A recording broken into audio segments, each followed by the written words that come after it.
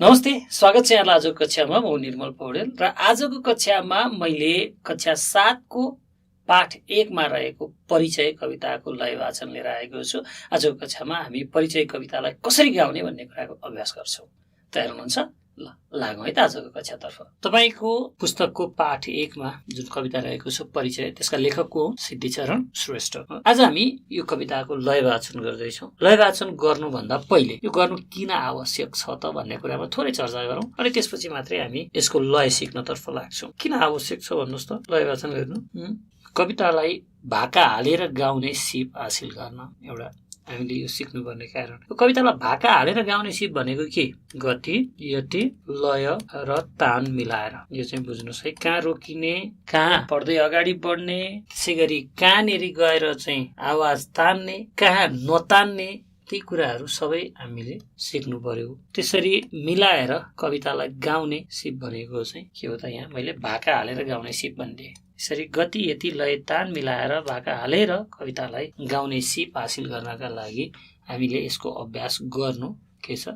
जरुरी छ। दोस्रो, किन होला त? कविताको भाव राम्ररी बुझ्ने क्षमता हासिल गर्न। यदि तपाईले कवितालाई राम्ररी भाका हालेर गाउनु भयो भने त्यसबाट तपाईमा कविता राम्ररी बुझ्ने क्षमता पनि विकास हुन्छ। त्यसै गरी अर्को, सृजनशीलताको विकास गर्न।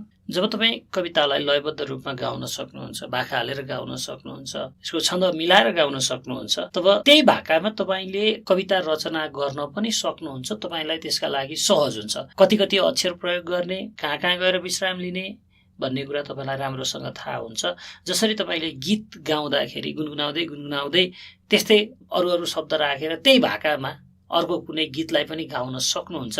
त्यसै गरी कविता वाचन गर्दाखेरि पनि तपाईलाई लय थाहा छ भने त्यही लयमा तपाईले गुनगुनाउँदै अर्को कविता रचना गर्न पनि सक्नुहुन्छ। यसरी तपाईमा कविता वाचनले सृजनशीलताको पनि विकास गर्छ। यी कारणले गर्दाखेरि हामीले चाहिँ के गर्नुपर्छ? यो कविता आज वाचन गर्ने अभ्यास गर्न लागेका हौँ। अब म तपाईलाई यसको लय सिकाउँछु है त। कसरी वाचन गर्ने, कहाँ कहाँ कति कति अक्षरमा विश्राम लिने, कसरी वाचन गर्ने, त्यो कुरा म तपाईलाई सिकाउँछु। तपाईँ सोही अनुसार अभ्यास गर्दै जानुहोस् है त। ल हेर्नुहोस् त, मैले यहाँ कविताको पहिलो श्लोक लेखेको छु। तपाईको किताबमा जुन कविता छ त्यसको पहिलो श्लोक यस्तै छ हो। यो कविता कुन छन्दमा रचना गरिएको छ थाहा छ तपाईलाई? मन्दक्रान्ता छन्दमा हो। मन्दक्रान्ता छन्दमा कतिवटा अक्षर हुन्छ थाहा छ? 17 वटा हुन्छ है। हेर्नुहोस् त, भन्नुहोस् त, 3 4 3 7 3 10 4 14 र 3 ले 17। अनि यहाँ हामीले कविता छन्दको कविता गाउँदाखेरि ह्रस्व र दीर्घ मात्रा छुट्याउन सक्नुपर्छ। यदि अकार लागेको शब्द छ, ह्रस्व उकार लागेको छ, ह्रस्व इकार लागेको शब्द छ भने यस्ता खालका यी अक्षरहरूलाई हामी ह्रस्व भन्छौँ, एक मात्रा भन्छौँ। त्यसको संकेत यस्तो हुन्छ। यदि आकार छ लागेको, दीर्घ उकार, यो दीर्घ उकारको मात्रा यस्तो हुन्छ, दीर्घ उ, दीर्घ इ, यसका मात्रा कस्तो हुन्छ? यस्तो हुन्छ हैन। ह्रस्व इ कस्तो हुन्छ? यो हुन्छ हैन। क जोड इ कि यो ह्रस्व इ हो। ह्रस्व उ यो कुखुरामा लाग्ने उकार, अको यहाँ कुनै मात्रा हुँदैन, आको यस्तो हुन्छ। यो ह्रस्व मात्राहरू मैले सामान्यतया तपाईलाई सिकाउन खोजेको के भने, यदि ह्रस्व मात्राहरू छन् भनेदेखि हामीले त्यहाँ आवाज धेरै तान्नु पर्दैन। तिनीहरूलाई एक मात्रा भन्छौँ हामी। एक मात्रा भनेको यस्तो हुन्छ, त्यसको एउटा आई जस्तो, धर्को जस्तो, अर्को चाहिँ एस जस्तो हुन्छ। यो 2 मात्रा गरिन्छ। यदि यहाँ जस्तो हेर्नुहोस् त, चढ्न छ, यो चढ्नमा अगाडि अकार लागेको अक्षर भए पनि पछाडिपट्टि के छ? आधा वर्ण छ। यदि अगाडिपट्टि ह्रस्व छ, पछाडिपट्टि चाहिँ आधा वर्ण झुन्डिएको छ भने त्यो पनि के हुन्छ? दीर्घ हुन्छ। हामीले 2 मात्रा गर्नुपर्ने हुन्छ। यहाँ त्यसै गरी नेपाली हु कठिन गिरीमा चढ न ला इ सी आ अन्तिमको चाहिँ ह्रस्व मात्रा भए पनि दीर्घ हुन्छ। त्यसलाई दीर्घ नै तान्नु पर्ने हुन्छ हामीले। हेर्नुहोस् त, कहाँ तान्ने, कहाँ छोड्ने, नतान्ने गाउँदाखेरि भन्ने कुरा। अब यो सबै जति पनि हामीले यहाँ जतिवटा श्लोक पढ्छौँ, वाचन गर्छौँ, तिनीहरूको सबैको यो सुरुको 4 वटाको तान्नु पर्यो आवाज। लामो, एस को मतलब लामो तान्ने, यो आई को मतलब नतान्ने, सरर जाने।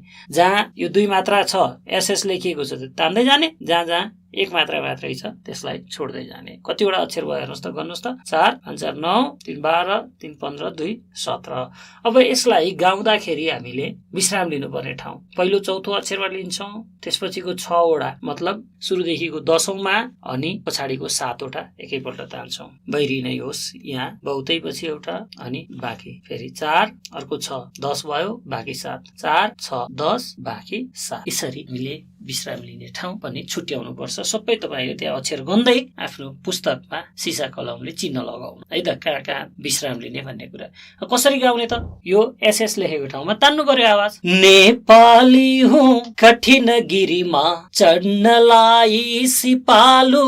हेर्नुहोस् त, यहाँ तान्यौँ हामीले 4 वटा। नेपाली हुँ आवाज सबै ठाउँमा तानेको छौँ होइन, र हुँमा गएर विश्राम पनि लियौँ चौथोमा गएर। कठिन गिरीमा, कठिन जसरी नेपाली हुँ भन्दा हामीले आवाज तानेका थियौं, यो कठिन गिरी भन्दा ताने छौँ त छैन। कठिन गिरीमा फेरि मामा गएर तान्यौं र त्यहाँ विश्राम पनि लियौं। चढ्नलाई सिपालु, हेर्नुहोस् है, जहाँ दीर्घ मात्रा छ त्यहाँ मात्रै हामीले तानेका छौँ, यसमा तानेका छौँ। जुन चाहिँ यो ह्रस्व मात्रा छ त्यसमा तानेका छैनौं आवाज। हो सबैले तपाईँले गाउँदाखेरि त्यसै गरी गाउने। पहिलो चौथोमा विश्राम, छैठौँमा विश्राम अनि बाँकी सबै। नेपाली हुँ कठिन गिरीमा चढ्नलाई सिपालु। हेर्नुहोस् त, फेरि तपाईँले पनि गाउनुहोस्, मसँगै गाउनुहोस् है त। यो पहिलो श्लोक हामी सँगै गाउँ, सुन्दै गाउँदै गर्ने अभ्यास पनि गर्नुहोस्। नेपाली हुँ कठिन गिरीमा चढ्नलाई सिपालु, बैरी नै होस् तर छु बहुतै दीन माथि दयालु।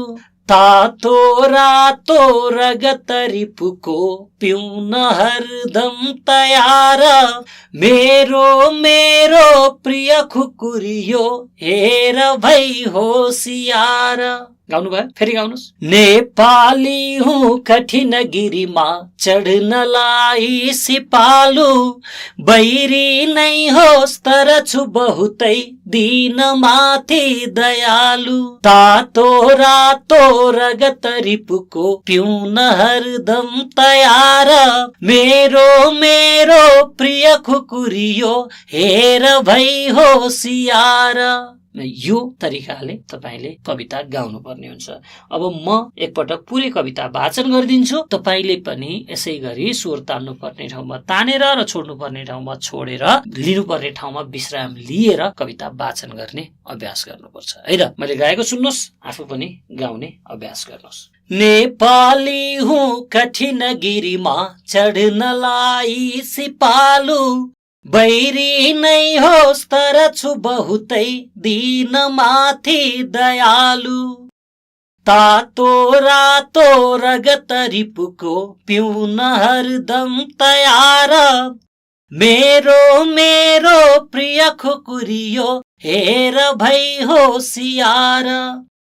शिक्षा मेरो जगत भरको गर्नु रक्षा सदैव, दीक्षा यही हो परहित गरौँ आखिरी श्वाससम्म।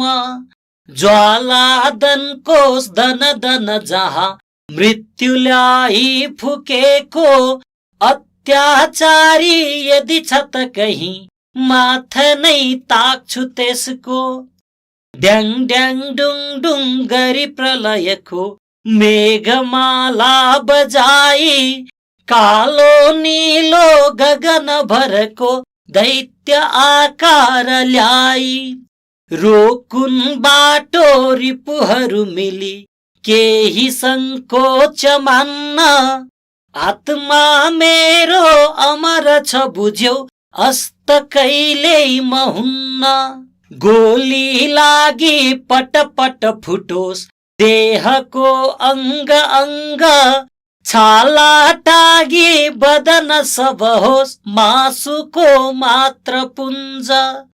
बाटो होस् भत भत उसै पोलिने बालुवाको, देशद्रोही यदि छ त कहीं माथ नै ताक्छु त्यसको। हाँसी हाँसी विपुल दुःखको गर्तमा फाल हाली, कालै आओस् त पनि खुसीको हर्ष गाना सुनाए बढ्ने छु के डर मरणको एक बाजी सबैले मर्नै पर्ने बुझी प्रकृतिको ऐन हो देह फेर्ने मर्नै पर्ने बुझी प्रकृतिको ऐन हो देह फेर्ने मर्नै पर्ने बुझी प्रकृतिको ऐन हो देह फेर्ने। तपाईँले पनि वाचन गर्नुभयो होइन? गर्नुभयो? यो अलिकति उच्च स्वरमा लगेर गाएको छु मैले। यसलाई अलिक आफ्नो स्वर अनुसार मध्यममै राखेर गाउनु भए पनि हुन्छ। नेपाली हुँ कठिन गिरीमा चढ्नलाई सिपालु बैरी नै होस् तर छु बहुतै दिन माथि दयालु। यसरी अलिक मध्यम स्वरमै राखेर गाउनु भए पनि हुन्छ अथवा उच्च स्वरमा राखेर गाए पनि हुन्छ। जहाँ राखेर गाए पनि तपाईँले बुझ्नु पर्ने कुरा भनेको दीर्घ मात्रामा आवाज तान्नु पर्यो, ह्रस्व मात्रामा आवाज छोड्नु पर्यो र पहिलो चौथो, त्यसपछिको 6 वटा गरेर 10औं अनि अन्तिम 7 वटा यसरी तपाईँले विश्राम लिँदै जानु पर्यो। पहिलो चौथो पछि थोरै विश्राम, त्यसपछि 10औंमा गएर विश्राम अनि अन्तिममा 17औंमा विश्राम। कहाँ लिने, कहाँ आवाज तान्ने, कहाँ छोड्ने, यो सबै कुरा बुझेर यो कविता गाउने अभ्यास गर्नुहोस्। मैले गाएको सुन्नुहोस्, एकपल्ट दुईपल्ट तीनपल्ट सुन्नुहोस् र आफूले गाउने पनि अभ्यास गर्नुहोस् है। तपाईँको गृह कार्य यही कवितालाई गाउने अभ्यास गर्नुहोस्। परिचय कवितालाई मात्रै होइन, योभन्दा बाहेक पनि अन्य मन्दाक्रान्ता छन्दमा रचना गरिएका कविताहरू कतै भेट्नुहुन्छ तपाईँले, कतै पुस्तकमा भेट्नु होला, कतै पत्र पत्रिकामा भेट्नु होला, कतै कविता संग्रहहरू कुनै पढ्ने गर्नुभएको छ भने त्यसमा भेट्नु होला। जहाँ जहाँ भेटे पनि यो मन्दाक्रान्ता छन्दमा रचना गरिएको कवितालाई गाउने अभ्यास गर्नुहोस्। यही नै तपाईँको गृह कार्य भयो। यदि तपाईँलाई यो कविता गायनमा, परिचय कविता वाचनमा कुनै समस्या छ अथवा हामीलाई दिनुपर्ने कुनै सल्लाह सुझाव तपाईँसँग छन् भने हामीलाई इमेल लेख्न सक्नुहुन्छ। हाम्रो इमेल ठेगाना रहेको छ learning@dearwork.edu.np। तपाईँसँग मेरो भेट पुनः अर्को कक्षामा हुने नै छ। तबसम्मका लागि बिदा चाहन्छु। हवस् त, नमस्ते।